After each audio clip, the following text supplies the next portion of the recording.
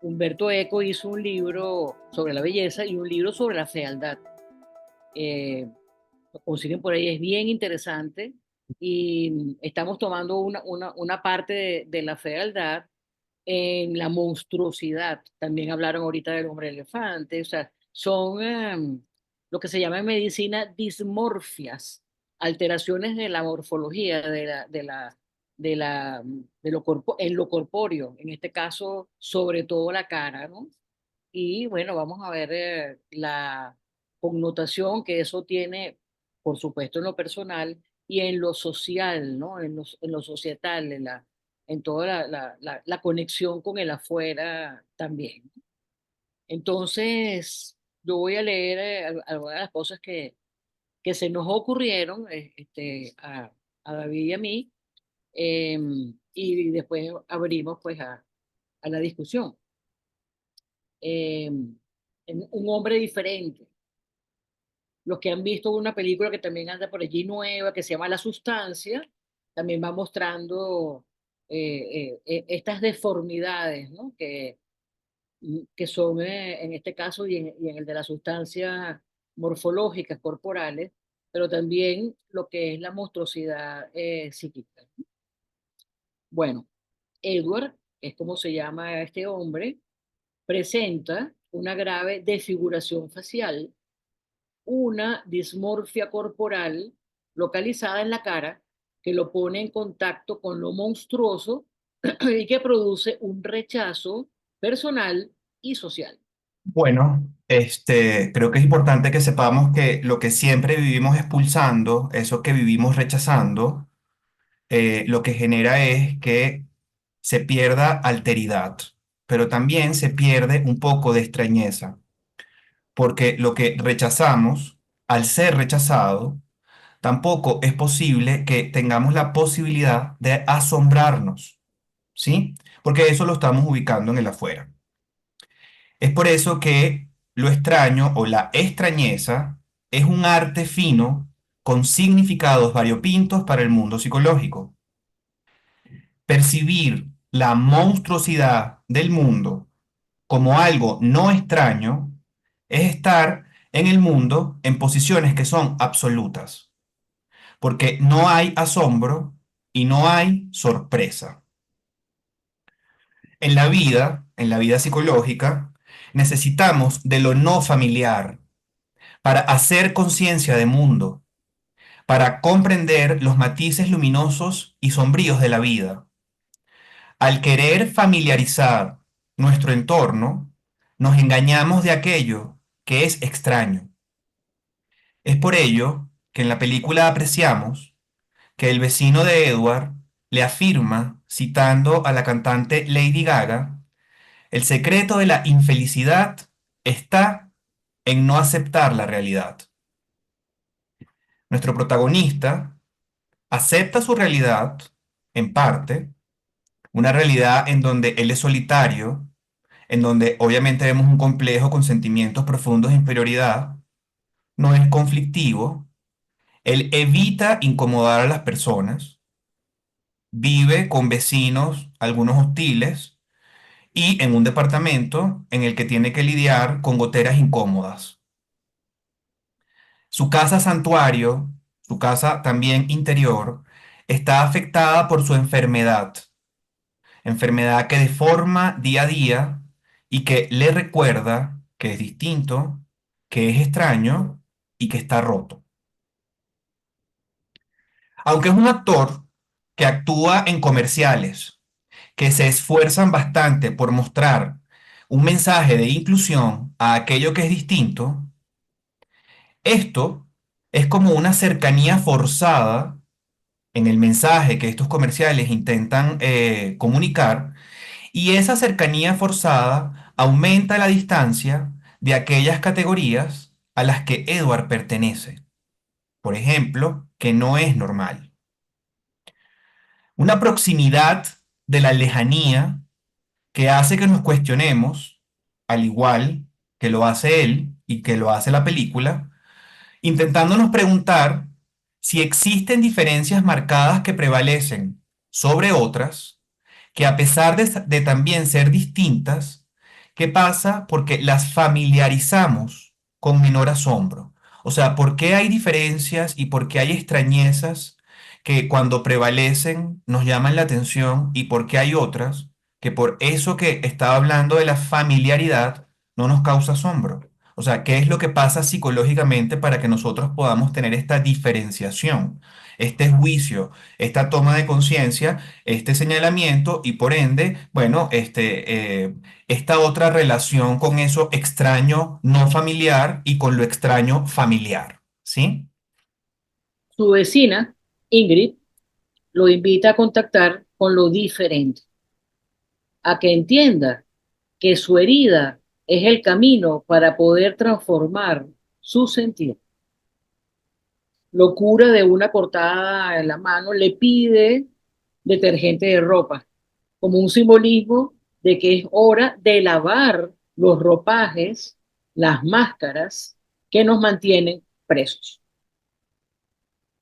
En la languidez de Edward, incluso erotiza su puerta con un color rojo carmesí para transmutar el color gris de aquel umbral que señala el 4F del número de su departamento. Le regala bombones de cereza y lo conecta con la posibilidad de ser y estar tal como es.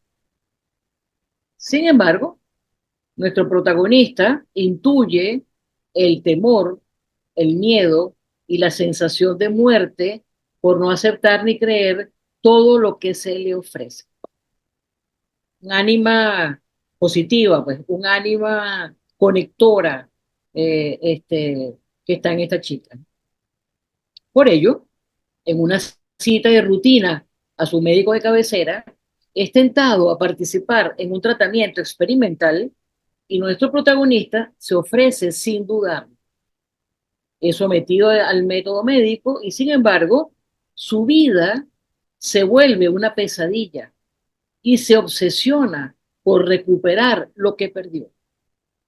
Ahora después de este tratamiento, él tiene pues una cara, bueno, muy agradable, un galán, ¿ok? Pero eso no lo hace para nada feliz y todo el tiempo está queriendo, pensando y obsesionado por recuperar su fealdad, por recuperar su monstruosidad. Se confronta con el otro, que es él. Una vez curado, asume otra identidad y afirma que Edward, se llama, ha muerto.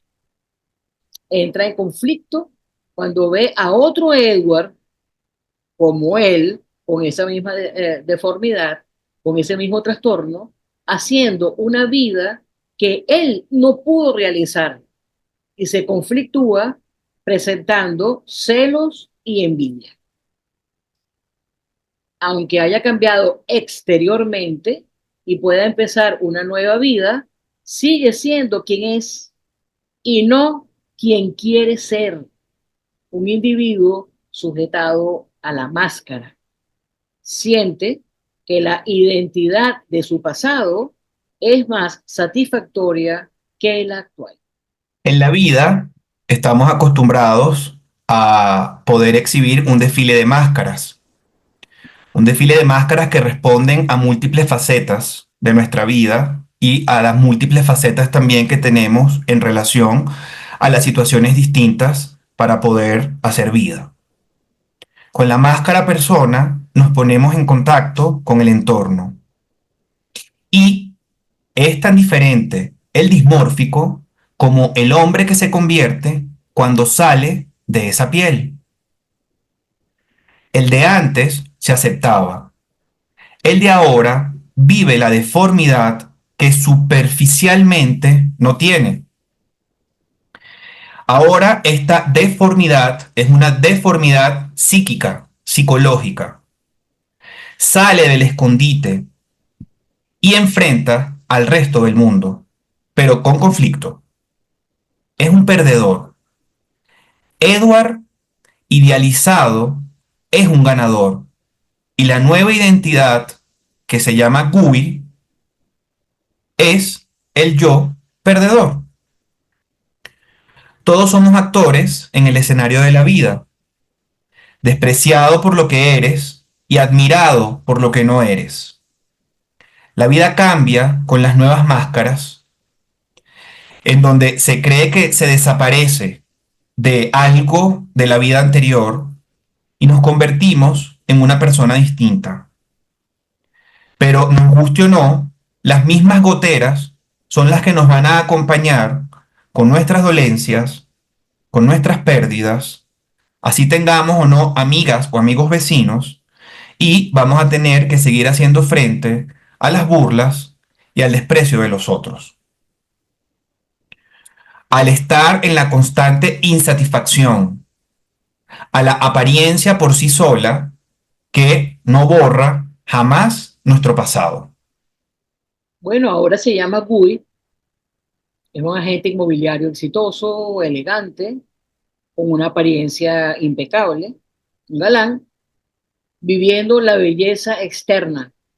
Sin embargo, dicha apariencia no le otorga una mayor conexión humana ni respeto por sí mismo. Se constela la energía apolínea y su opuesto hefestiano cuando se confronta con la exclusión, viviendo esta dinámica de la cual no sale. Pierde la frescura que su personalidad tenía, la relación de amistad, camaradería, camaradería honesta que tenía con su amiga vecina. Ella lo ayudó con su manera sencilla y cariñosa, lo aceptó internamente y externamente. Con su profesión de dramaturga, escribió una obra de teatro sobre Edward. Siente que es la identidad de su pasado la que es satisfactoria, le da autenticidad. Tenía una vulnerabilidad conmovedora. La vecina de nuestro protagonista es el ánima que le falta. Existe más conexión entre ellos cuando Edward no era Guy. En dicho vínculo, lo daimónico de Edward era visible. La doncella Ingrid no estaba atada a la psicología del castillo encantado, como nos diría López Pedraza. De, eh, no está atada a un príncipe que ofrecía todo a cambio de la idealización de su ser. Incluso Ingrid, en un encuentro erótico, le pide a Guy que use la máscara de Edward, que sea genuino.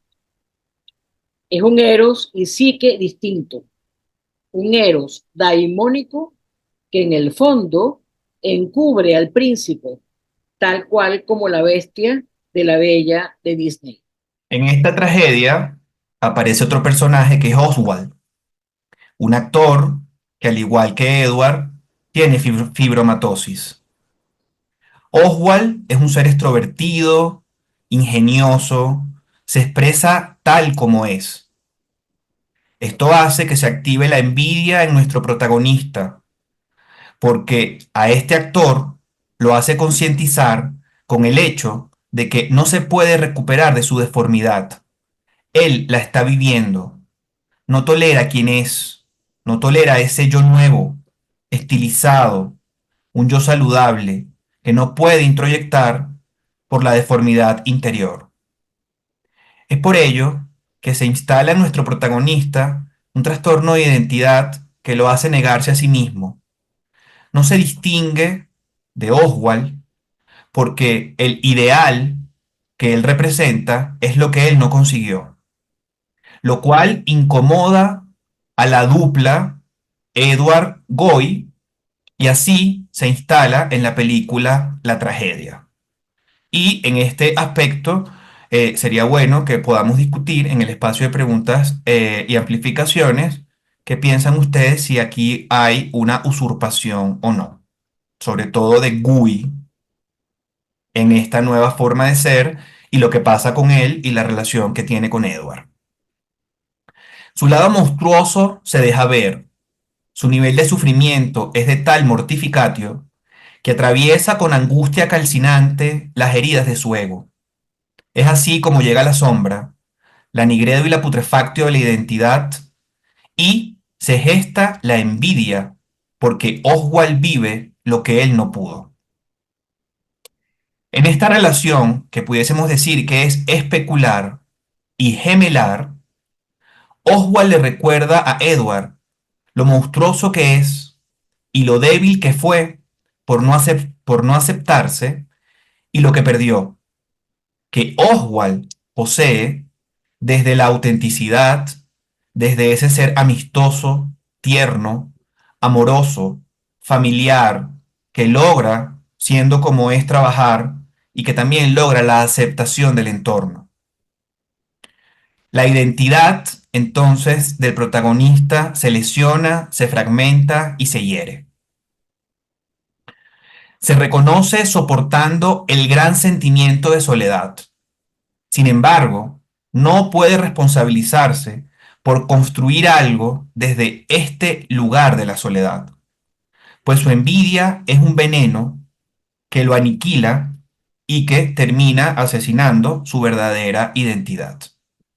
Claro, su ideal hace cada vez mayor la envidia que vive, ¿no?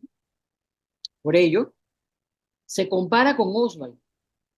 Su nueva belleza no le otorga una mayor conexión humana ni respeto por sí mismo. La impotencia hace que surja la ira destructiva con fantasías aniquiladoras que lo hacen sentir vivo y lleno de fuerza. Destruye y mata al fisioterapeuta. Aquí no hay reparación. Por no haber reparado las goteras, se cayó parte del techo, que es lo que lo mantiene en tratamiento pues, con este fisioterapeuta. La potencia de su monstruosidad impide la conexión con ánimo. Nuestras moiras encarnan la idea que el destino de cada ser humano está tejido en un intrincado tapiz que no podemos descifrar por completo ni controlar. Sucede y ocurre. Nos hacen recordar la importancia de aceptar la vida con sus misterios y de vivir plenamente conscientes de que cada hilo tiene su propia longitud y propósito, incluso los hilos monstruosos del tapiz de lo que somos. Me quisiera leer un trabajo de Mario Benedetti que Susana Wanich me envió, que se llama La Noche de los Feos. Y dice así, ambos somos feos, ni siquiera vulgarmente feos. Ella tiene un pómulo hundido desde los 8 años, cuando le hicieron la operación. Mi asquerosa marca junto a la boca viene de una quemadura feroz ocurrida a comienzos de mi adolescencia. Tampoco puede decirse que tengamos ojos tiernos, esa suerte de faros de justificación por los que a veces los horribles consiguen arrimarse a la belleza. No, de ningún modo. Tanto los de ella como los míos, son ojos de resentimiento que solo reflejan la poca o ninguna resignación con que enfrentamos nuestro infortunio. Quizá eso nos haya unido. Tal vez unido no sea la palabra más apropiada. Me refiero al odio implacable que cada uno de nosotros siente por su propio rostro. Nos conocimos a la entrada del cine, haciendo cola para ver en la pantalla a dos hermosos cualesquiera. Allí fue donde por primera vez nos examinamos sin simpatía, pero con oscura solidaridad. Allí fue donde registramos, ya desde la primera ojeada, nuestras respectivas soledades. En la cola todos estaban de a dos, pero además eran auténticas parejas, esposos, novios, amantes, abuelos, vaya uno a saber. Todos, de la mano o del brazo, tenían a alguien. Solo ella y yo teníamos las manos sueltas y crispadas. Nos miramos las respectivas fealdades con detenimiento, sin insolencia, sin curiosidad. Recorrí la hendidura de su pómulo con la garantía de desparpajo que me otorgaba mi mejilla encogida. Ella no se sonrojó. Me gustó que fuera dura, que devolviera mi inspección con una ojeada minuciosa a la zona lisa, brillante, sin barba, de mi vieja quemadura. Por fin entramos. Nos sentamos en filas distintas, pero contiguas. Ella no podía mirarme, pero yo, aún en la penumbra, podía distinguir su nuca de pelos rubios, su oreja fresca, bien formada. Era la oreja de su lado normal. Durante 1 hora y 40 minutos admiramos las respectivas bellezas del rudo héroe y la suave heroína. Por lo menos yo he sido siempre capaz de admirar lo lindo. Mi animadversión la reservo para mi rostro y a veces para Dios. También para el rostro de otros feos, de otros espantajos. Quizá debería sentir piedad, pero no puedo. La verdad es que son algo así como espejos. A veces me pregunto qué suerte habría corrido el mito si Narciso hubiera tenido un pómulo hundido, o el ácido le hubiera quemado la mejilla, o le faltara media nariz, o tuviera una costura en la frente. La esperé a la salida. Caminé unos metros junto a ella y luego le hablé. Cuando se detuvo y me miró, tuve la impresión de que vacilaba. La invité a que charláramos un rato en un café o una confitería. De pronto aceptó. La confitería estaba llena, pero en ese momento se desocupó una mesa. A medida que pasábamos entre la gente, quedaban a nuestras espaldas las señas, los gestos de asombro. Mis antenas están particularmente adiestradas para captar esa curiosidad enfermiza, ese inconsciente sadismo de los que tienen un rostro corriente milagrosamente simétrico. Pero esta vez ni siquiera era necesaria mi adiestrada intuición, ya que mis oídos alcanzaban para registrar murmullos, tosecitas, falsas carrasperas. Un rostro horrible y aislado tiene evidentemente su interés, pero dos fealdades juntas constituyen en sí mismas un espectáculo mayor, poco menos que coordinado, algo que se debe mirar en compañía, junto a uno o una de esos bien parecidos con quienes merecen compartirse el mundo. Nos sentamos, pedimos 2 helados y ella tuvo coraje, eso también me gustó, para sacar del bolso su espejito y arreglarse el pelo, su lindo pelo. ¿Qué está pasando? Le pregunté. Ella guardó el espejo y sonrió. El pozo de la mejilla cambió de forma. Un lugar común, dijo, tal para cual. Hablamos largamente. A la 1 hora y media hubo que pedir 2 cafés para justificar la prolongada permanencia. De pronto me di cuenta de que tanto ella como yo estábamos hablando con una franqueza tan hiriente que amenazaba traspasar la sinceridad y convertirse en un casi equivalente de la hipocresía. Decidí tirarme a fondo.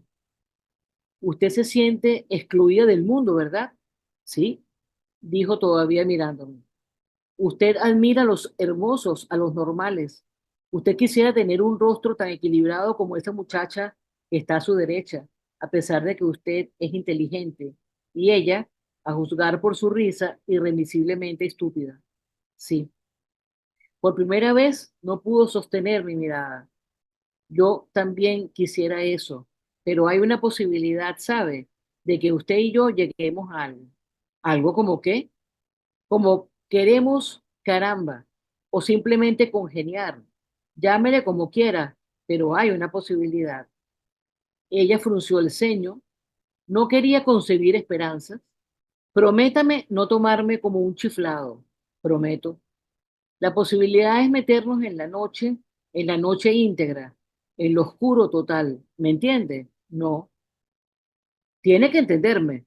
Lo oscuro total, donde usted no me vea, donde yo no la vea. Su cuerpo es lindo. ¿No lo sabía? Se sonrojó y la hendidura de la mejilla se volvió súbitamente escarlata. Vivo solo en un apartamento y queda cerca. Levantó la cabeza y ahora sí me miró preguntándome, averiguando sobre mí, tratando desesperadamente de llegar a un diagnóstico. Vamos, dijo. No solo apagué la luz, sino que además corrí la doble cortina. A mi lado, ella respiraba. Y no era una respiración afanosa. No quiso que la ayudara a desvestirse. Yo no veía nada, nada, pero igual pude darme cuenta que ahora estaba inmóvil a la espera. Estiré cautelosamente una mano hasta hallar su pecho. Mi tacto me transmitió una versión estimulante, poderosa. Así vi su vientre, su sexo, sus manos también me vieron. En ese instante comprendí que debía arrancarme y arrancarla de aquella mentira que yo mismo había fabricado o intentado fabricar. Fue como un relámpago. No éramos eso, no éramos eso. Tuve que recurrir a todas mis reservas de coraje, pero lo hice. Mi mano ascendió lentamente hasta su rostro, encontró el surco de horror y empezó una lenta, convincente y convencida caricia. En realidad, mis dedos, al principio un poco temblorosos, luego progresivamente serenos, pasaron muchas veces sobre sus lágrimas. Entonces, cuando yo menos lo esperaba, su mano también llegó a mi cara y pasó y repasó el costurón y el pellejo liso, esa isla sin barba de mi marca siniestra. Lloramos hasta el alba, desgraciados, felices. Luego me levanté y descorrí la cortina doble. Eso es, Mario Benedetti, La noche de los feos. Bueno, entonces somos oídos, todo oído. Lo primero que ocurre cuando vemos esas deformidades es esto que está ocurriendo ahorita, un silencio. Antes de empezar a la burla o lo que se quiera criticar o lo que fuera de la situación. Pero este es un silencio que, que, que, que vemos, ¿no? Que oímos este silencio ante la deformidad. Así que, bueno, Adelante, Miquel, y luego Fermina. Vale, la película realmente está muy bien construida, tiene escenas cinematográficas muy ricas y repeticiones. A mí el final me parece, vamos, muy interesante, ¿no? Porque la única vez que Edward se ríe es cuando Oswald le dice, pero amigo, no has cambiado nada, ¿no? Después de todas las peripecias que ha estado hablando o pasando en la película, no ha habido ningún cambio. Entonces, realmente eso es lo más trágico, ¿no? El sujeto que parte de una inferioridad enorme, que parece que tiene un complejo materno en relación a la figura de la madre y que no aprovecha las oportunidades que de alguna forma yo entiendo que la figura de Oswald es como la sombra de Edward. Lo monstruoso es aquello que hace salir a la luz, aquello que se niega, que se reprime.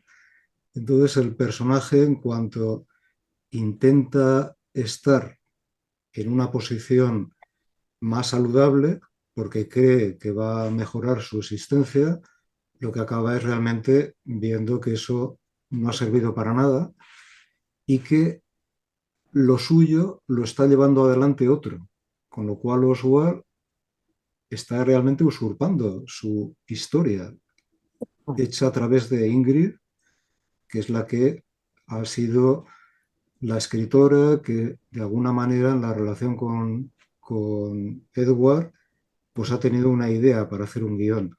A mí me llama mucho la atención la posición de Ingrid, porque en general en esta película, a diferencia del Hombre Elefante de Lynch, pues hay un cierto ensalzamiento de la fealdad, o por lo menos no tanto un rechazo, porque en general eh, Ingrid ve bien la monstruosidad, incluso la erotiza, le pide a Edward que se ponga la máscara para tener relaciones sexuales con él y está ahí con esa idea de llevar a la obra teatral todo ese tema, los actores, los espectadores, otro personaje que intenta seguir adelante con la idea en otra obra teatral. Es decir, hay un cierto ensalzamiento, a diferencia del hombre elefante, y de hecho el protagonista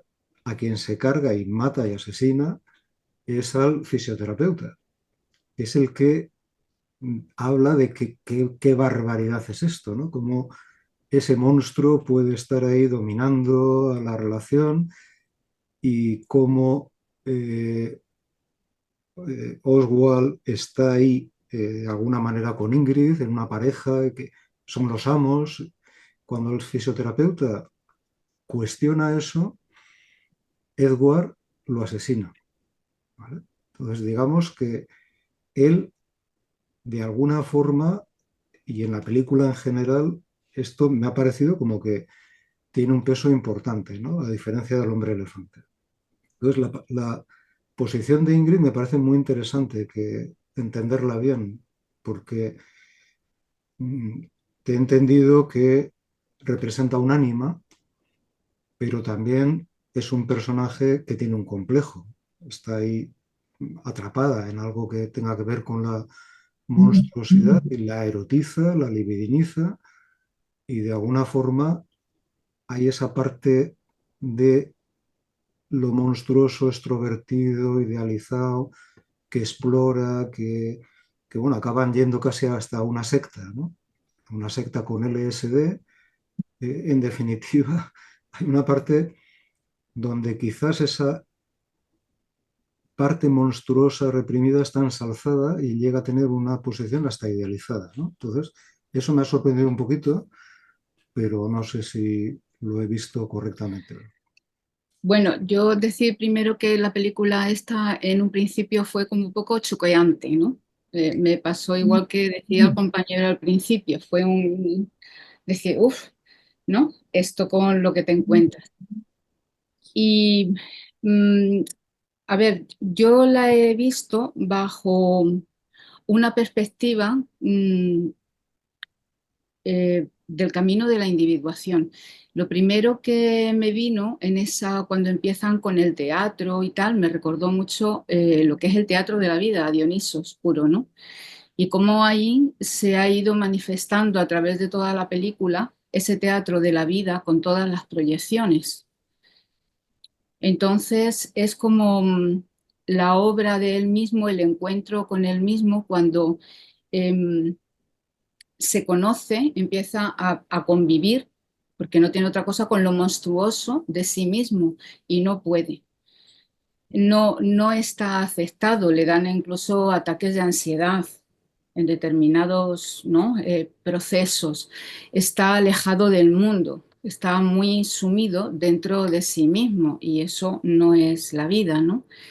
Entonces, cómo se va aceptando a través del ánima, que es donde entra Ingrid, que es la vecina, y entonces cómo a través de ella, de la mano de ella, empieza un poco su aceptación, ve que puede llevar una relación. Es el ánima, en realidad, quien le sana y quien le lleva, ¿no? Me pareció también muy interesante el hecho de que el vecino de arriba se suicidara, porque ahí hay como un antes y un después, donde empieza lo que llamaba David, ¿no? Esa mortificatio, es una muerte, ¿no? Ahí empieza y comienza su muerte, ¿no? Su generación. Pasa toda esa transformación, a ver, estoy hablando en grandes rasgos porque me imagino que todos los compañeros quieren hablar. Entonces, en esta vida de grandes rasgos donde se va haciendo con esa transformación, una transformación de alguna manera superficial, porque dentro él descubre un mundo al cual se acerca, pero en su esencia no se está transformando. Se segrega, se rechaza cuando ya está bien, cuando tiene una cara bonita y tal, y entonces rechaza la sombra, rechaza lo que ha sido, se olvida de sus raíces, de lo que le ha costado llegar allí, de lo que era, ¿no? Y todo ese sufrimiento suyo para incluirse dentro de ese teatro de la vida con todas las proyecciones maravillosas, ¿no? Que aparecen alrededor y que le batan, hasta que se encuentra nuevamente, porque a mí el personaje que aparece, que es como un clon de él, yo lo veo como una especie de daemon que sale en su vida y que dice, mira, ¿no? Como hemos dicho, te voy a decir todo lo que tú no has conseguido, pero esta es toda tu potencialidad, esto es todo lo que tú eres, esto es todo lo que tienes, ¿no? Y entonces, y ahí es donde empieza otra vez esa transformación hasta llegar al final, ¿no? Que ha dicho Miquel, que a mí me parece una escena maravillosa porque es realmente donde se encuentra. Hay otra escena donde veo esa coniuntio del alma con él cuando están haciendo el amor, donde se ven los dos aspectos, ¿no? O por lo menos yo lo he visto desde mi perspectiva. El ánima también reconoce y acepta al animus primitivo que hay dentro de ella, por eso le pide la máscara, ¿no? Y se Vale. sana, ella también, y él también. Quizás esta parte es dificultosa, podríamos llevarlo más a una proyección externa, podríamos ver muchas cosas, ¿no? En relación, si lo vemos desde una parte como más humana, podríamos ver incluso el narcisismo de ella o ¿no? Esa potencialidad que tiene ella, porque ella dice, tú eres o sea, es mi obra, lo he formado yo. Pero justamente, si lo vemos desde esa parte interior del ánima, es el ánima la que hace esa formación de él, ¿no? Hace esa creación, dice, ya es mi creación y por eso lo acepta y lo contiene, ¿no?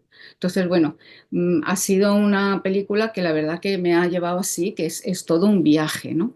Un viaje tanto interno como externo, porque si lo llevamos también al tipo social, tenemos muchas cosas de las que hablar, ¿no? Y de rechazar de esta fealdad social y cuando no aceptamos las cosas y tal, pero bueno, llevándolo a nosotros mismos, esta fealdad interna de lo que somos, de lo que nos sorprende, de lo que aceptamos y las luchas que tenemos hasta, bueno, pues llegar a lo que somos, ¿no? Vale. A mí me parece interesante lo que están planteando los dos porque creo que se dieron cuenta y tanto a Magali como a mí nos pasó con la película. O sea, yo sí siento que algo pasa con Ingrid en lo que ustedes están planteando y me gusta que lo saque Miquel y luego la interpretación que está haciendo Fermina, porque yo creo que lo monstruoso y lo feo de Edward y lo grotesco, o sea, algo termina pasando con el anime ahí. Y termina pasando algo tan fuerte que, al menos en nuestro caso, si se dieron cuenta, prácticamente la excluimos. Dijimos tres pinceladas de algo de ella, pero yo siento que hay como, no sé, ese silencio del que hablaba Magali ante lo monstruoso. Luego el ánima tiene que ver qué hace con eso.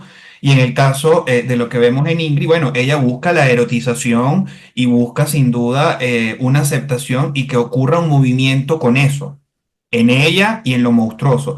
Pero yo creo que lo primero que sería interesante que se pueda reconocer, al menos nosotros tuvimos la posibilidad de conversarlo, es que no supimos qué hacer al inicio con eso. porque es de tan gran magnitud y tan avasallante lo monstruoso y lo feo que el anime está como por debajo de todo eso. Sin embargo, siempre presente, ¿no? Sí. Cura la herida, lo invita, o sea, amistosamente, eróticamente, luego la obra que es él. O sea, me parece que estaba pues en ese aspecto ánima subrepticia y que luego se va desarrollando como La, también ya lo- la presencia de la máquina de escribir Ujú. todo el tiempo, que se la trae la madre o que no sabe que la consiguió de la calle, que se le da a Ingrid, y es roja, o sea, el trabajo emocional que no lo toca nadie, tampoco Ingrid quiere escribir en esa máquina. El único que empezó a escribir es él, cuando dijo de su grotesco. En cuanto a la película es visceral, porque cuando uno empieza a ver esa cara tan horrible, provoca mucha grima. El rechazo es visceral y con lo que todos vamos a luchar es con nosotros mismos para entrar en un proceso de aceptación social, pero lo que es visceral es el rechazo.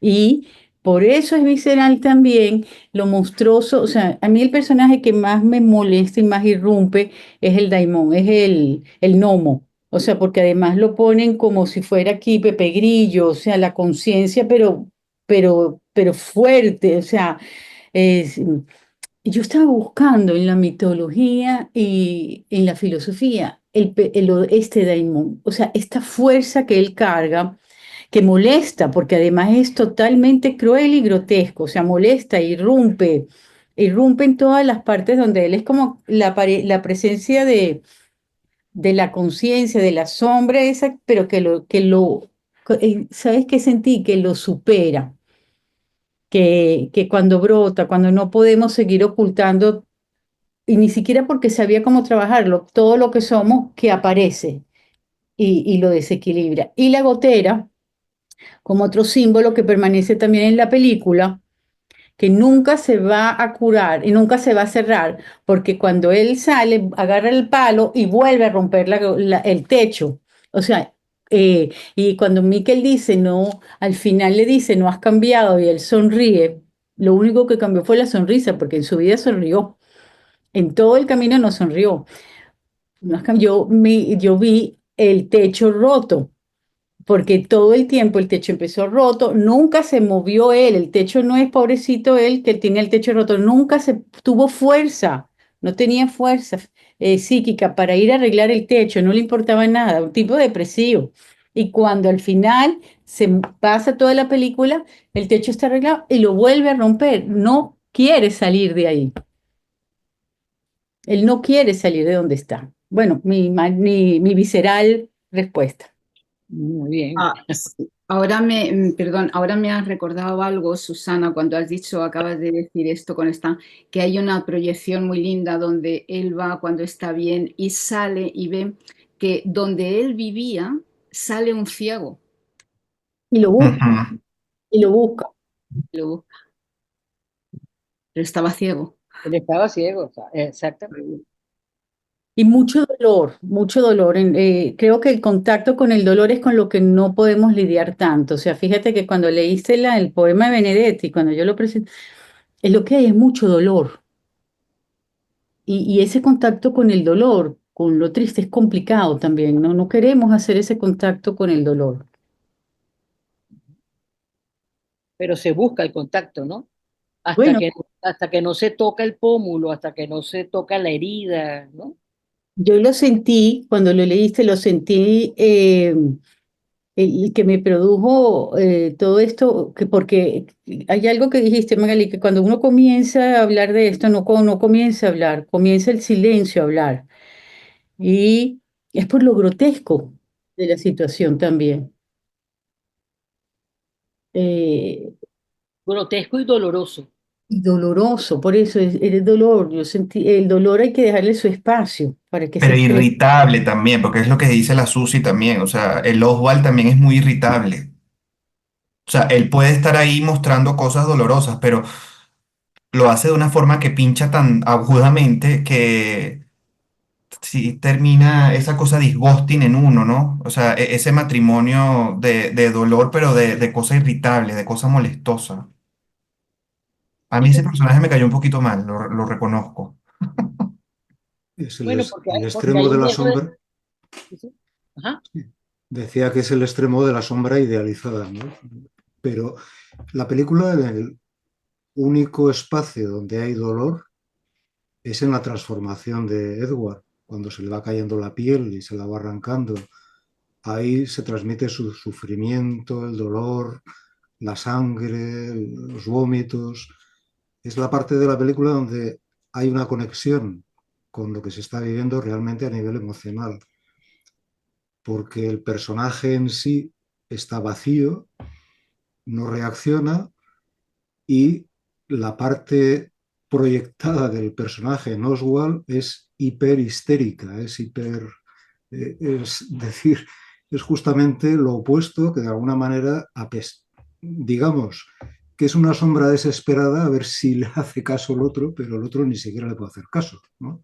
Entonces llega a ser tan irritante como que llega a molestar. Y todos los espacios donde Edward empieza a sacar algo de rabia, todos le salen mal, porque cuando le ataca a Oswald, se atreve a atacarle a Oswald en el escenario, porque en el fondo Oswald está usurpando su identidad en la obra, ahí se le cae el techo y se queda paralítico. Es decir, que cuando no quiere aceptar que la gotera se arregle y la rompe otra vez, aparece el cuidador del edificio y vamos, lo echa a patadas. Y cuando realmente tiene un arranque de rabia y asesina al fisioterapeuta, vuelve a la cárcel, o sea, va a la cárcel y en la cárcel, bueno, acepta ya que le peguen un balonazo en la cara y sale todavía peor que como había. Es decir, todos los intentos de Edward de salir de esa monotonía muerta, ¿no? Resignada, depresiva, a través de un conato de cierta rabia, pues lo único que hacen es que la consecuencia sea un reforzamiento de su resignación, ¿no? Entonces yo creo que eso es muy interesante y yo creo que la escena final donde se ríe porque es como pillado, ¿no? O sea, es la esencia. Tú no cambias nada, eres el mismo. Vives una vida a través de muchas vicisitudes, pero en el fondo sigue siendo el Hola, mismo. Mer. La risa está de cuando te pillan, ¿no? Bien, cuéntame.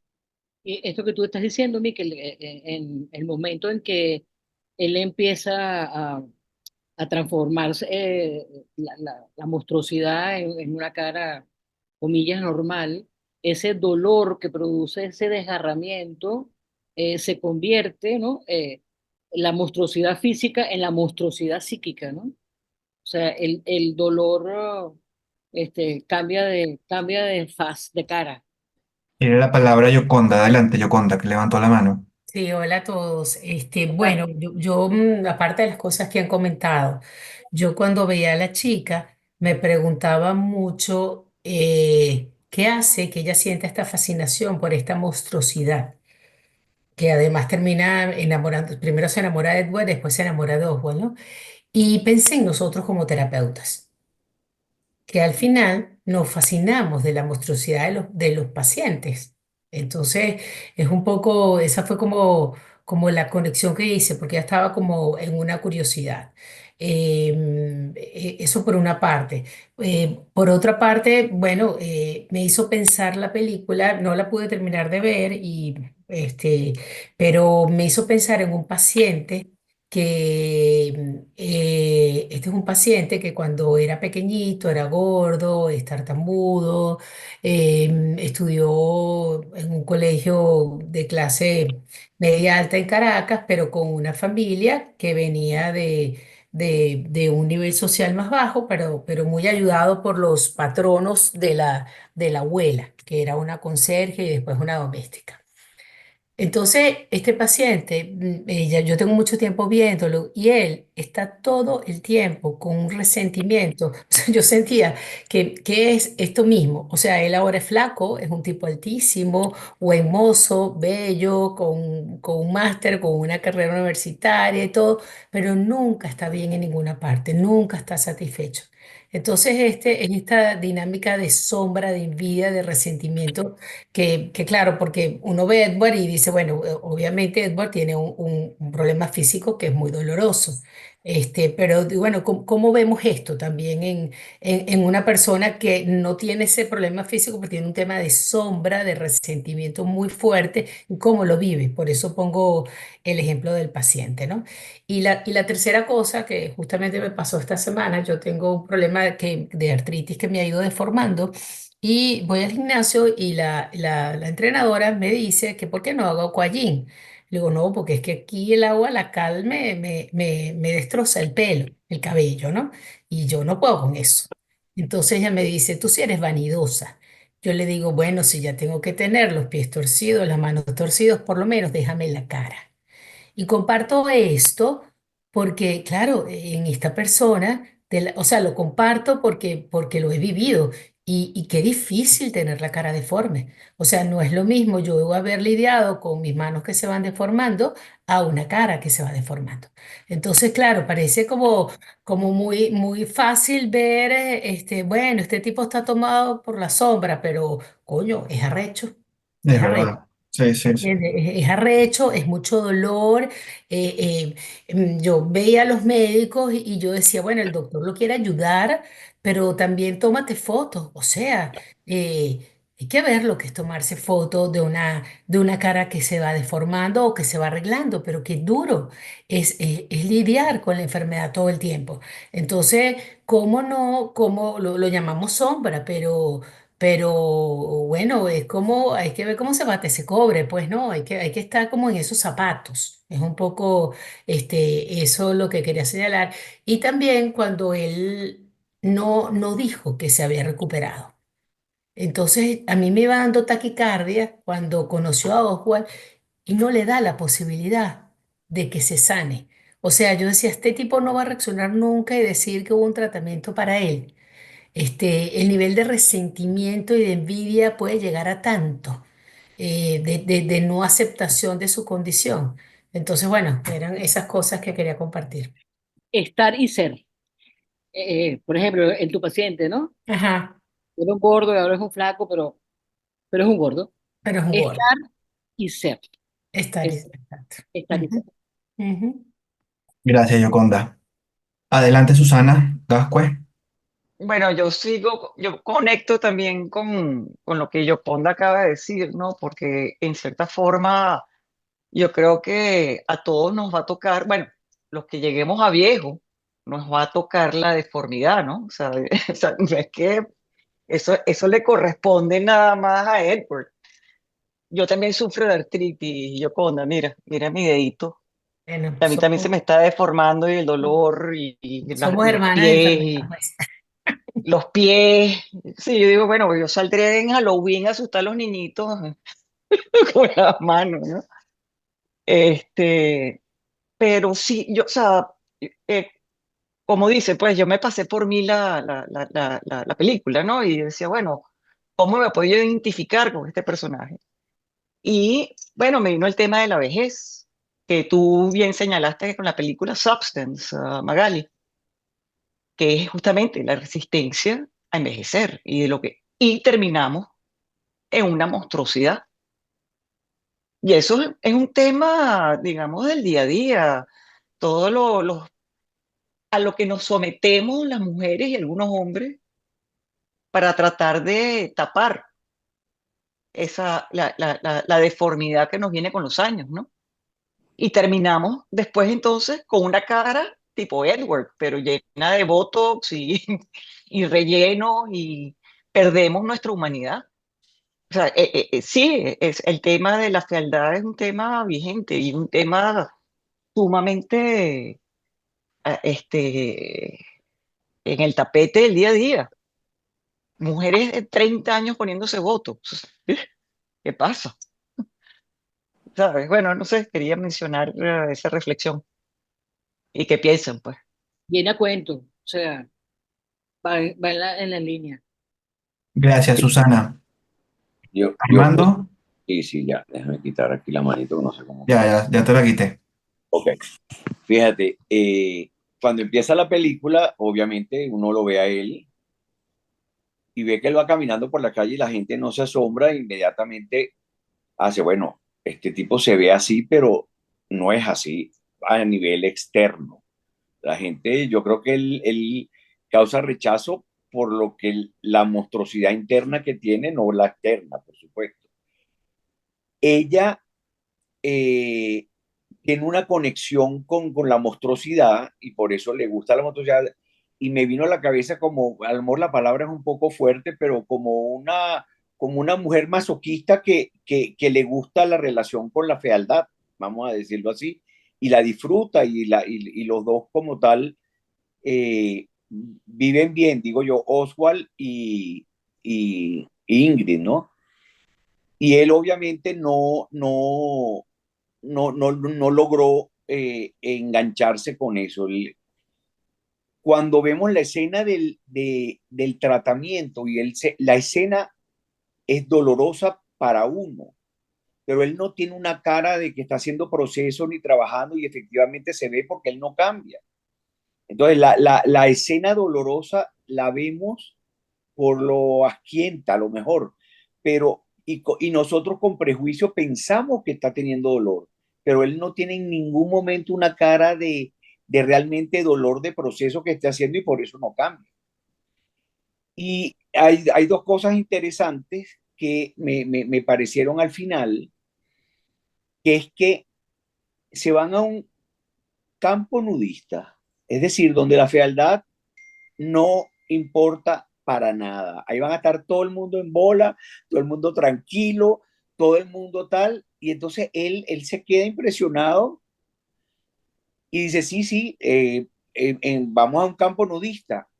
Y él dice, no has cambiado nada, pero en eso él voltea y ve una muchacha que está al lado y yo me sentí como que yo no, claro, te deja el incógnita o la incógnita a la película de que le cayó la locha cuando él sonríe y puede hacer el trabajo con la muchacha que está al lado. Ahí me queda esa incógnita. Y es un poquito la serie del calamar donde al final el muchacho tiene razón y efectivamente hay una persona que puede salvar el mundo. Entonces, me deja la satisfacción de la película, me deja la impresión de que no con certeza si le cae la locha o no le cae la locha porque definitivamente él tiene chance de curarse si efectivamente hace su proceso. No sé qué opina Magali, hemos dicho muchas locuras, pero es un poco lo que sentí con la película. No, mira, es una posición válida. Lo que me produjo un ruido es que decías que era masoquista ella. Bueno, Me puso ruido porque por el hecho de que tenga una conexión con la fealdad de lo monstruoso, no la hace masoquista necesariamente. no, dije es como el símil, es como alguien que le guste el dolor para el placer. Pues ella hizo su vida y es feliz con una monstruosidad. Eso es lo que me quiero decir. Y de hecho con Oswald lo logra y se van y están juntos y felices, pues en principio. Ok. No hallé la palabra para explicar mejor que esa, pero sabía que no era correcta. Pero eso también está ahorita en el cine con Nosferatu. O sea, la mujer esta que se enamora del vampiro, aunque yo entiendo que puede ser otro guión, pero es un vampiro feo, un monstruo, ta, ta, ta, ta, ta, ta. Y la tipa está ahí, la tipa de Nosferatu, si no la han visto, está intrigada por el vampiro. Que Sí, es feo, que tal cosa, o sea, que sabe que tiene que tener un encuentro sexual con él porque lo desea, porque lo quiere. sí, yo lo que pienso es que ella, en su esencia, le gusta la deformidad y la va a hacer feliz. Yo la veo a ella con pocos procesos en el sentido de que efectivamente ella le gusta eso desde todo el tiempo, ¿no?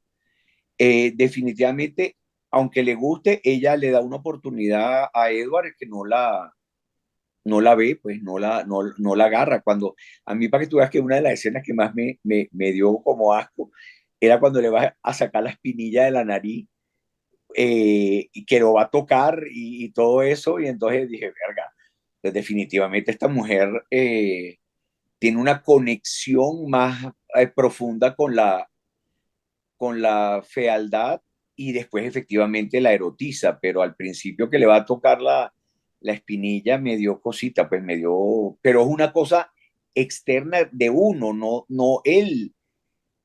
Como cuando se arranca la piel, yo no sentí en ningún momento que él estaba haciendo proceso ni tenía dolor. Una preguntita hizo con respecto a ella, disculpa, yo sé que hay otra persona con la mano, pero tiene que ver justamente con lo que está diciendo Armando, que me da curiosidad, la relación de ella con la fealdad, pero fíjate que ella decía que era escritora, pero no había escrito nada todavía. ¿Sería eso a lo mejor una fealdad dentro de ella, una inseguridad dentro de ella que lo proyectó en Edward? Pregunto. A mí me parece que fue así, pues, ¿no? Y que una persona tenga en un momento dado una conexión con lo oscuro, con lo monstruoso, con todos estos elementos de sombra, bueno, bien válido porque le da la posibilidad de hacer un proceso psíquico, ¿no? Es decir, no es patológico necesariamente.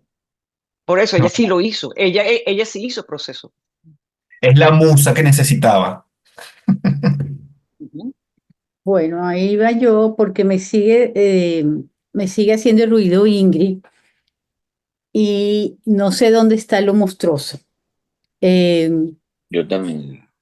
no sé si Ingrid es lo monstruoso psíquico y Edward es lo monstruoso físico. Y hay ahí un intercambio justamente entre ellos de eso. Nosotros tenemos mucha monstruosidad psíquica y no, Claro. pero tal vez más feas que todas las físicas que puedan haber. ¿Y qué Y hacemos? Lo negamos, no lo aceptamos, etcétera, etcétera.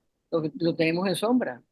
dijo David, despreciado por lo que eres y apreciado por lo que no eres. Ajá. Miquel, ¿estás compartiendo algo?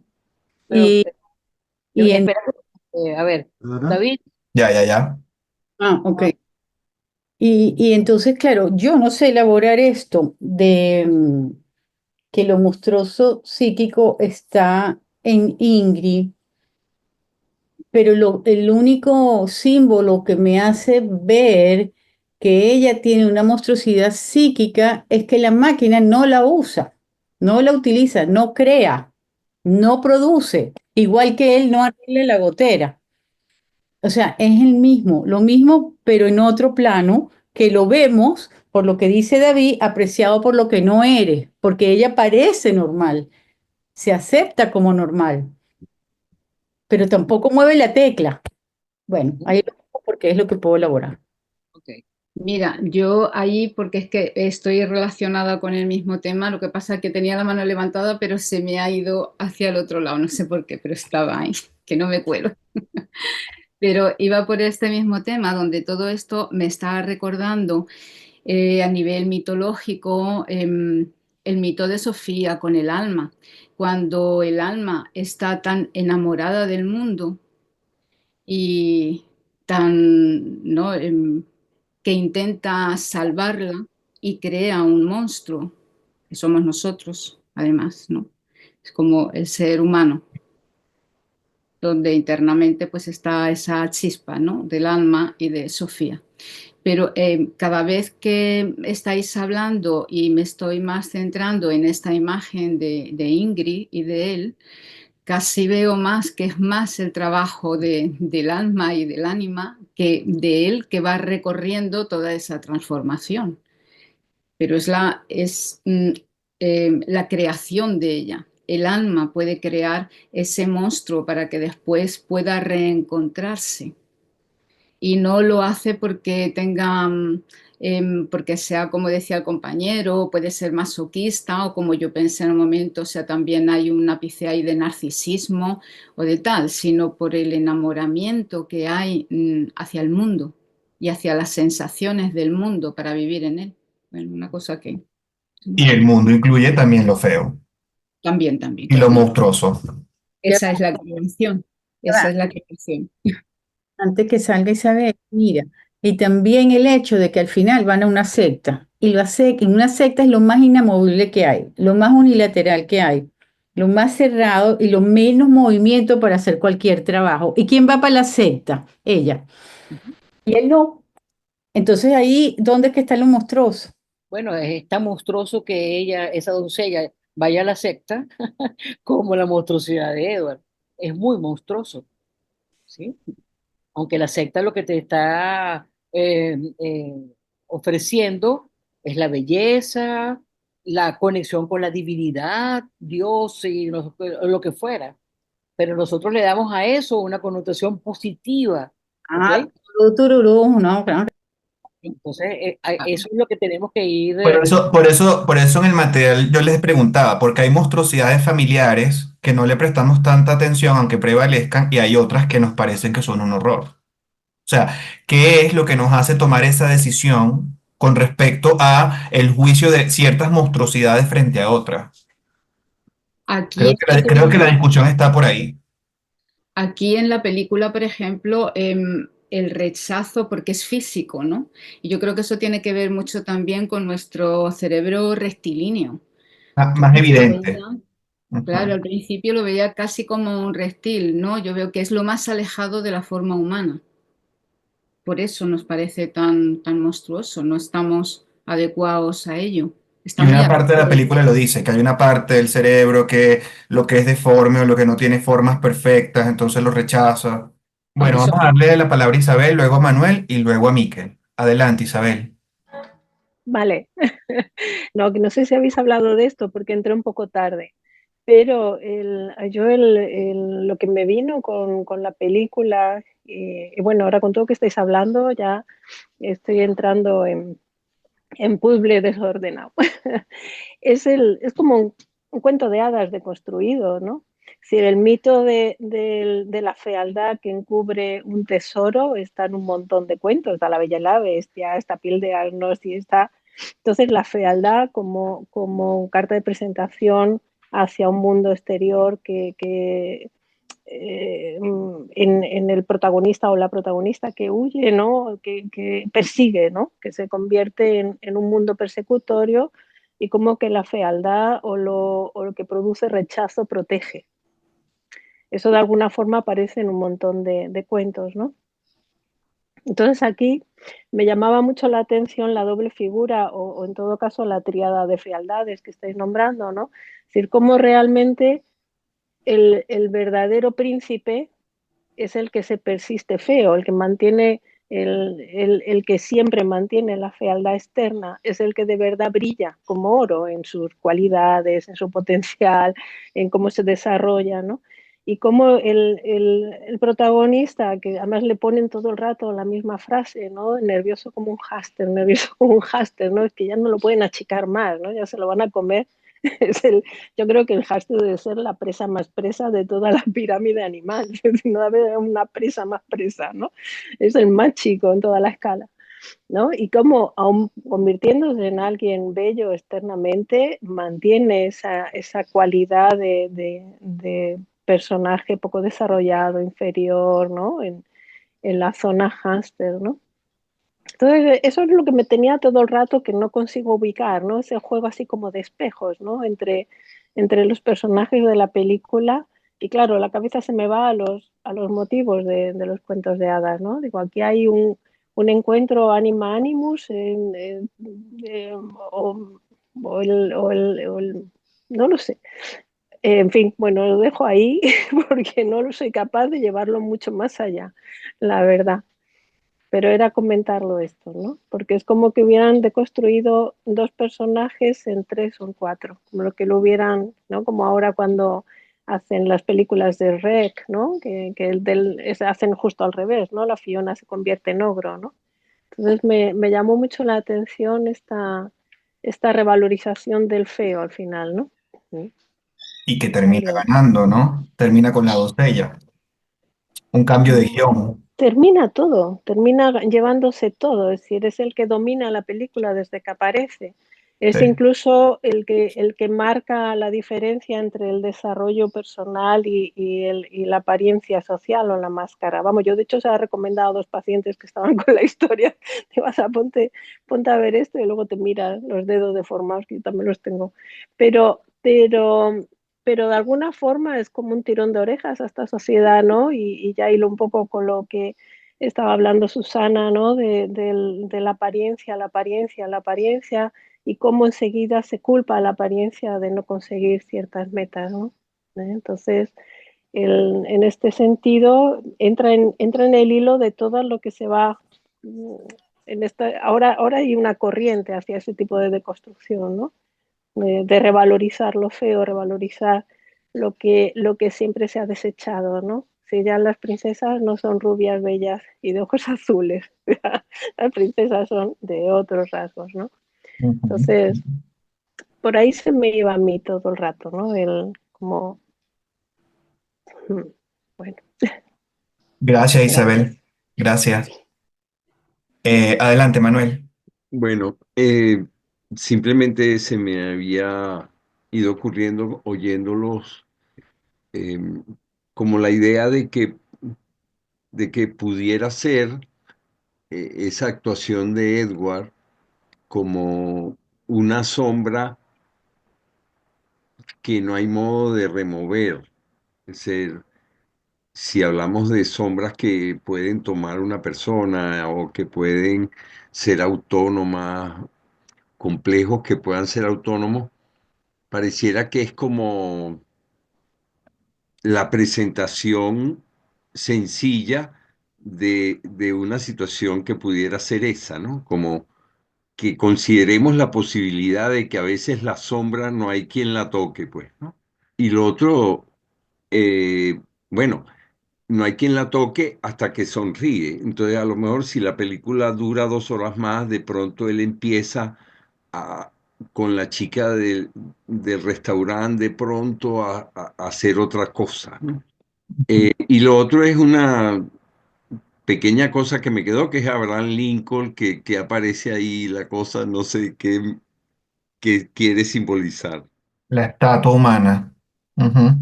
Bueno, vamos ¿Qué a seguir quieres dándole cabeza decir? a ver qué pasa. ¿Qué quieres decir con la estatua humana? Era una estatua humana. O sea, el Abraham Lincoln era un humano que estaba en forma de estatua. Ah, como lo inmóvil, como lo Ujú. intocable. Ah, ok. Gracias. Adelante, Miquel. Quería comentar que en relación a la escena final, el Edward mira primero a la chica que está en el restaurante y después acaba el tema de la risa. No es que después de la risa vea a la chica, con lo cual en el fondo yo creo que la película acaba diciendo que nadie está equilibrado. Y de hecho Edward es el único que pone un punto de realidad a la extroversión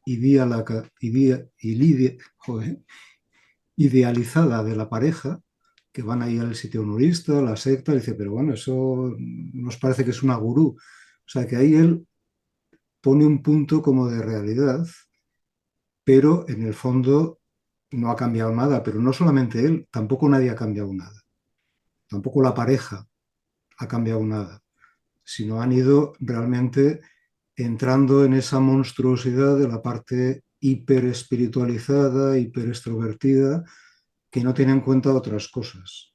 Entonces, yo creo que en el fondo nadie se salva en la película, desde un punto de vista de individuación. Yo creo que esos contrastes tan grandes entre Edward, su conflicto interno de rechazo de la sombra, verla fuera, no tener ningún cambio significativo en la película, a pesar de que hay momentos en los que saca la rabia y le va mal, ¿no? Pero la otra pareja está en el otro polo y ni uno ni otro, esa polaridad no genera una tensión a partir de la cual ambos polos puedan aprender unos de otros, ¿no? Entonces yo creo que eso me parece muy interesante. Y respecto a Ingrid, pues yo creo que el tema de la Bella y la Bestia está en muchos cuentos, pero el hecho de que la fealdad esconda un tesoro, una belleza, es una cuestión importante para ir más allá de las apariencias, pero la Bella y la Bestia tiene otras consideraciones, que es que en muchos casos la mujer necesita salvar a la bestia. Es decir, hace un trabajo de cierto sacrificio, un trabajo de que en el fondo luego le engrandece. El salvar a la bestia es como una especie de misión que está metida mucho en la educación cultural entre nosotros, que luego hace víctimas a las mujeres, porque se ponen a salvar a la bestia alcohólica del maltrato y luego no la van a salvar y entran en cadenas cada vez más destructivas. Entonces, yo creo que hay Ingrid en algo de eso puede estar también. Es decir, en cierto elemento salvífico que le hace estar un poco pegado al monstruo con una idea de sacarlo de la monstruosidad, pero en el fondo ella tiene un beneficio de eso. Saca la obra teatral, escribe por primera vez una obra teatral y desarrolla una serie de cosas, pero que tampoco la hacen crecer. En el fondo ella no evoluciona. Entonces, creo que ese aspecto de no masoquista, porque no es un sacrificio que lo busque como una recompensa de la culpa, ¿no? Pero sí un cierto sacrificio para salvar al otro y tener un beneficio, ¿no? De hecho, Edward en sí y muchos hombres que aparecen a Ingrid no le interesan mucho. O sea, le interesan ciertas cosas de la relación con los hombres, pero no tanto eh, lo que pudiera construir con ellos. Y otra cosa que me parece muy interesante, a mí me parece un detalle muy interesante en la película, es la posición del médico, porque es un personaje que le propone una serie de cosas para cambiar la monstruosidad y llegar a tener una cierta belleza, pero no oculta que es un proceso complicado, doloroso, que además necesita como tomar fotos para ver un poco cómo es el camino de transformación y además le regala una máscara como para decirle, tú no te olvides de dónde vienes. Ese es tu origen, aunque luego te transformes. Entonces, esa posición me parece muy interesante en la película. Y luego el médico está pues preocupado por su paciente, va a verlo y no lo reconoce en el cambio que ha hecho y piensa que ha muerto, pero esa preocupación por la evolución y cómo lo trata y cómo no le da una perspectiva idealizada, sino de trabajo, de fijación, de momentos y de no olvidar de dónde viene con la máscara, me ha parecido muy interesante. No sé si alguien lo ha visto así, pero a mí me parecía interesante compartirlo, ¿no? Bueno, porque es muy terapéutico. O sea, es una posición médica activa, terapéutica. O sea, no solamente se queda como muchos plásticos, como muchos cirujanos plásticos en la nueva obra, la belleza, la estructura perfecta, etcétera, ¿no? Sino, mira, todo el movimiento psíquico que también ahí está presente, no solamente la estética física. Entonces, eso que tú traes me parece también muy interesante, muy importante en este movimiento de Edward. La máscara del cirujano. Nada más que el cirujano. Yo no me puedo sustraer a la idea todo el rato en la peli de que los dos son uno. Entonces me resulta muy difícil ver tres porque todo el rato veo como a la misma persona en diferentes diálogos internos, ¿no? Entonces es como eso, hablaba del juego de espejo, ¿no? Todo el rato. Es como que si en un momento determinado se bifurcan dos posibilidades y se abren dos posibles líneas espacio-tiempo vital y uno evoluciona hacia la belleza física y el otro evoluciona hacia el desarrollo, ¿no? Individual. Pero es verdad que es lo que decís, que queda todo el rato como algo demasiado estático, demasiado parado, como que la cosa no acaba, es como un vals, como los vals de Viena, ¿no? Así muy falso todo, ¿no? Sí, entonces me cuesta verlo como diferentes personas porque tiendo a verlo, ya os digo, me viene todo el rato el cuento de hadas que son siempre muy planos, ¿no? Son aspectos, ¿no? Sí, Pero porque bueno, que es mi neura particular en este momento de gripe. lo que cuesta ver es la integración, ¿no? No, no, Es que nunca, no llego a ver integración en ningún no, momento, exacto, porque es no todo hay, el rato como que se va parcelando, ¿no? exactamente. Y el asesinato además me resulta muy raro, ¿no? Es como, lo veo como sin pasión, me resultó extrañísimo, no, incongruente. Es como, pues sí, bueno, mata, sí, porque se ríe ya, pero se paga con este, ¿no? Pero no, es como que hay una sensación, igual que se desmorona su cara, es como que se va desmoronando algo psicológicamente a trozos, ¿no? Es como que un trozo cae en un personaje, otro trozo en otro. Pero es como la sensación con la que me quedo yo con la película. Me cuesta como conectar bien, ¿no? Porque hay una desintegración, no hay una Mm. integración. Sí, eso yo también lo veo muy rico en esta película, porque claro, parece que, o nos parece que no pasa nada, o que todo es muy plano, pero también sabemos que cuando aparentemente, entre comillas, no pasa nada, es cuando se están haciendo los grandes procesos psíquicos de la sombra a nivel de lo inconsciente, ¿no? Como en los cuentos de hadas, ¿no? Que decimos. Aparentemente por fuera la energía parece que no se mueve, pero en cambio internamente es cuando se está generando, ¿no? Ahí el gran trabajo, ¿no?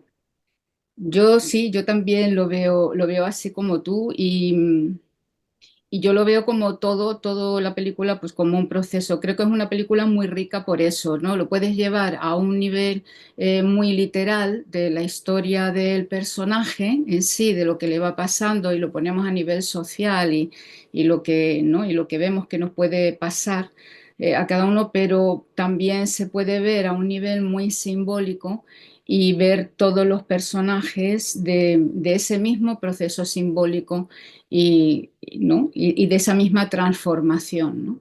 Que al final esa risa no es nada más que un encuentro, ¿no? O a mí me parece, ¿no? Es como un reencuentro consigo mismo, es un algo de darme cuenta de algo he recuperado. Quizás ahí es donde empieza la verdadera transformación, porque hasta ahora siempre ha sido, ¿no? Como ir conociendo, ¿no? Las distintas funciones, ¿no? Que había también dentro de él. El lenguaje cinematográfico en la película también está muy bien, en planos, en contrastes y los símbolos. Yo creo que el tema de la gotera que va creciendo, el agujero, ¿no? Pues de alguna manera simboliza el trauma. O sea, algo que es una herida profunda, que va creciendo y que no se puede reparar si realmente no se hace algo de fondo. Por eso, el que la tapen, o sea, el personaje de Edward no puede hacer nada consigo mismo, ni por supuesto con la gotera. La gotera va a ir a más, va a ser llena de ratas, va a ser todo lo que sea necesario, porque en el fondo algo que no se trabaja como se necesita va creciendo. Si se tapa, no sirve de nada. Hay que volverlo a hacer emerger, ¿no? Entonces, me parece muy interesante esa cuestión permanente de la herida que no hay manera de taparla con simplemente superficialidades, ¿no? Entonces, bueno, pues ahí. Y luego el tema de la figura de Lincoln, pues es verdad que me pareció interesante, claro, a Lincoln lo asesinó un actor al final y Lincoln era pues un reformador Y entonces no he entendido muy bien por qué, aparte del estatismo, que aparezca una figura humana representando a Lincoln, pero ¿por qué Lincoln, no? Un compañero lo ha traído ahí y sí que no le encontré ninguna respuesta porque realmente en lo que el personaje a nivel histórico ha supuesto, si la película quiere decir algo de ello sobre el estatismo, pues tampoco lo entiendo. No sé. Los que saben de la historia de los Estados Unidos, Lincoln tenía que ver con la liberación de los esclavos, pregunto, Sí, sí, interrogante. sí. Entonces, Sí, por ahí nos podíamos meter, meter, ¿no? La esclavitud de todo lo que hemos visto de esta dinámica, ¿no? Podría ser. Un destello, la igualdad también, La la igualdad. igualdad social. claro, que él no consigue, entonces por eso me fui por el lado de los esclavos, ¿no? La esclavitud, la liberación. No, También Lincoln era un no, no, presbítero. Hay una parte de ahí. Lincoln eh, tenía una deformación, tenía un problema en la espalda, ataxia cerebrocelosa, Mm, y él salió de muchas películas. Lincoln también sufría de una deformación, que tiene que ver más por ahí lo que vamos viendo con Lincoln. No sabía, creí que era Roosevelt el No, lisiado, pero ahora veo que Lincoln también. no, una deformación y lo busqué porque yo sé que él tenía un problema importante, ahora lo podemos leer mejor. Y la presencia cuando Miquel dice que le regala la máscara, que es verdad que el médico le regala la máscara, yo creo que si teníamos que cerrar la película es con la máscara en la mano, o sea, nunca te vas a deshacer de las máscaras, de esa máscara que te pertenece y que es tu persona. Y lo que vimos fue un teatro de diferentes máscaras en diferentes situaciones. También logrado.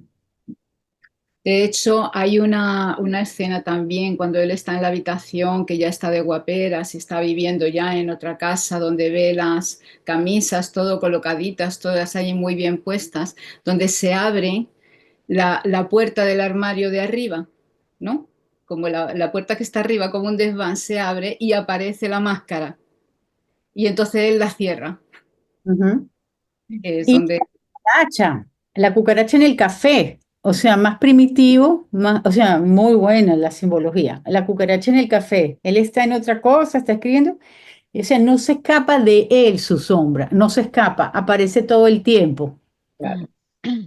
Y el personaje de Oswald también a mí me resultó bastante chocante, ¿no? Porque como habían comentado antes, pues, o sea, eh, por lo transgresor, lo invasor, y también es como una forma de sobrecompensar, porque o sea, la personalidad, pues la manera en que se desenvolvía en todos los ámbitos, y fíjate, no tenía ningún tipo de restricciones, ¿no? A la hora él sabía que le estaba quitando el trabajo, él sabía que le estaba quitando a la novia. Bueno, porque hay una Eh, crueldad en esos personajes que tienen tantas deformaciones, hay una crueldad implícita también. O sea, eso lo estudiamos en El Enano. Cuando leímos El Enano del alemán, de Lars, el enano tiene una maldad, una cosa implícita que tiene que ver con también estas deformaciones. Y ahí también lo ponen bajito, como un enano, o sea, es todo grotesca. Es un Lo poco el Joker, ¿no? lo grotesco que genera mucha, Claro. bueno, que saca también lo peor de nosotros. Porque cuando lo grotesco te sorprende, saca lo peor de ti mismo porque no estás preparado para recibir eso. Y yo no sé si es lo peor. Saca un elemento muy escondido, no conocido, pero yo no sé si es lo peor.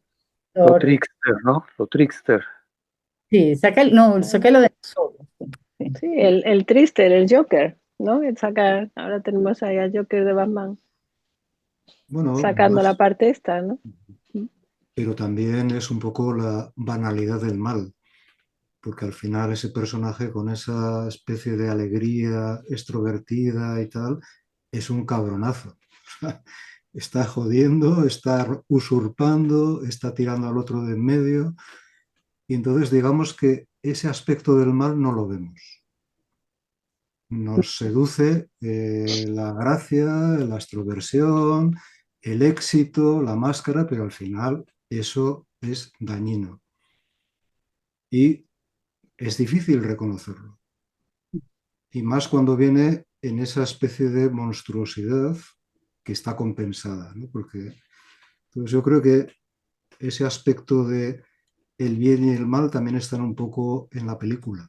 Y quizás Oswald está representando un poco esto, pero también Ingrid, en cierta forma, usurpando cosas de la vida de Edward para poder escribir y luego en el fondo, pues montándose, es decir, que está también esa, pero sobre todo ese aspecto de cómo no nos damos cuenta cuando algo nos seduce, nos mete en el circo, en lo agradable, nos hace reír y tal, y el aspecto dañino que puede tener, la banalidad del mal. Es, Bueno, un buen conversatorio. Creo que se amplificaron bastantes cosas. así es. Bueno, si Bien, quieren vamos cerrando. No sé, algunas reflexiones finales para ir cerrando ya y nada, los esperamos entonces, ya saben, el 22 de febrero. Muy no, bien. solamente quería poner el en vez de lo que acaba de decir Miquel de la banalidad del mal, la fragilidad del bien. No, Claro, no puedo, no me puedo callar porque siempre quiero traer ese otro, pues, ese opuesto. claro. Vale. Y la ingenuidad del bien. La inseguridad, sí. Ingenuidad. Ay, Ingenuidad. genial. Ingenuidad. Muchas gracias a todos. Realmente buen cinéfilo. Gracias, Magali, gracias, David, gracias a todos. Gracias. Bueno, buen fin de Feliz, semana, buen Muchas sábado, cuídense. gracias. Buen Gracias. sábado. Chao.